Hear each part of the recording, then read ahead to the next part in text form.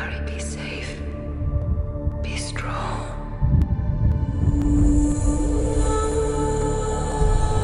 Harry Potter.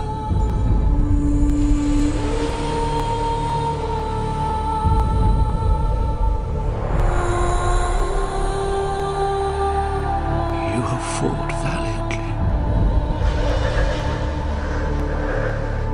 Now, join me and confront your fate.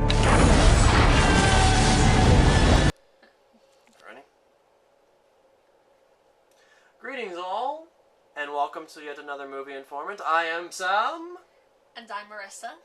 And today we are doing the review that everyone has been wanting to hear this week. The last and final Harry Potter film. Finally. I'm quite the opposite. I'm actually really, really sad to see it go. I'm a huge Harry Potter fan. Both of the movies and the books.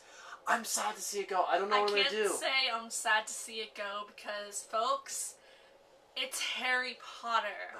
It's not going to go anywhere anytime soon. True. And I can guarantee you we're going to see movie theater releases in the near future. But not of new stories. They're probably just going to be re-releases But it's not even... This isn't a new story. We've all read this. I understand that we've all... I'm ready for something new. I'm ready for something new too, but it's... I don't know, maybe it's just nostalgic and tradition or something. Hey, keep in mind, I was 10 years old when I read the first book, so yes, it counts. As was I. So keep in mind, this is nostalgic for me. But anyway, on to the film. Now, this is picking up immediately after where the last one left off. And if you can... Oh, excuse me. If you can remember where the last one left off, good luck. However, I am going to suggest... Seeing it before... Seeing the last one. Watch part 1 before you watch part 2. Because we were trying to recollect, because I don't have the first one on DVD yet. No, we don't. So, I was trying to recollect what was going on. Like, alright, I understand that Dobby died at the last one, and that... But it was just, like, small little bits and pieces here and there that I was trying... Where did that goblin come from? I know he was in the book, but oh, no, wait, yeah, that was right. He was from that part, right. Yeah, exactly, exactly. But, so yeah, this picks up right where that one left off, and Harry's continuing his search for the Horcruxes, and getting ready for the final showdown in Hogwarts for the infamous battle between him and Voldemort. With that, I really can't explain very much of the story, because really this movie is a climax.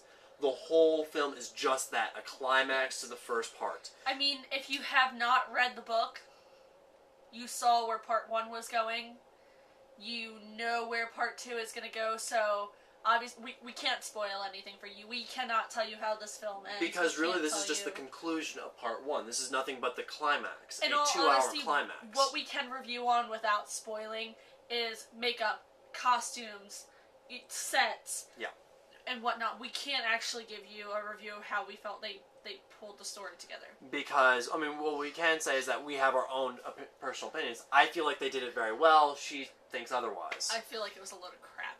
Alright, well, first off, while we're on the subject of story, I will say this. With it being a 2-hour climax, I will say that it was well-paced. Because, yes, okay, it was well-paced, yeah. Unlike Transformers 3, which we previously reviewed, pretty much that whole film was a climax battle, and for like an hour and 45 minutes, it was action, action, action, action, and it got boring because it did not know how to pace itself. With this one, it knew how to break it up, it knew how to spread things out. Much more entertaining. Yeah, you won't get bored. Part 1, you will not get bored. I was ready to fall asleep during part 1. I don't know who else is with me on that, but the whole I was with you on that. Scenes for months at a time. I'm sorry, I can only do so much. Yeah. But this one, it was very well paced, and it was very enjoyable. But moving on to some of the things that we liked and disliked. First off, makeup. I thought most of the makeup was astounding. The goblins, breathtaking. Voldemort, great. I just there were a lot of the visual effects looked really good. Like even the giants. The Giants did look phenomenal. They were actually real actors. That's the first thing I said. That's a man in a costume. Yep.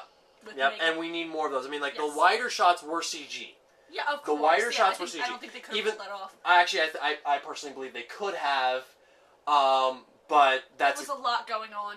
I think it was easier the way they did it. I think it would have looked better had they done.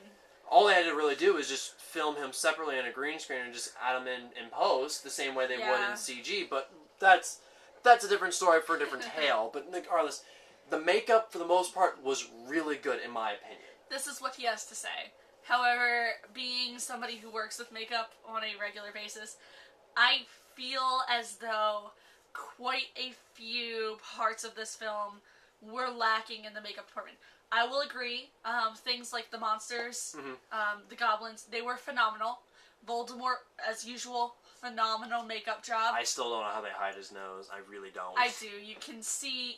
It's clear that they've put an appliance. Yeah. And at certain angles, especially in this one, you can actually see it a lot more. Yeah, I've noticed that you can actually see it a lot more than a lot of the other ones. Like, there's some, like the fourth one, like, I really feel like they put, like, a strap down to flatten his nose a bit or something. Yes, his nose was much flatter in the fourth one, yeah. This, especially when they go from underneath, you can see it. I mean, the main characters like that.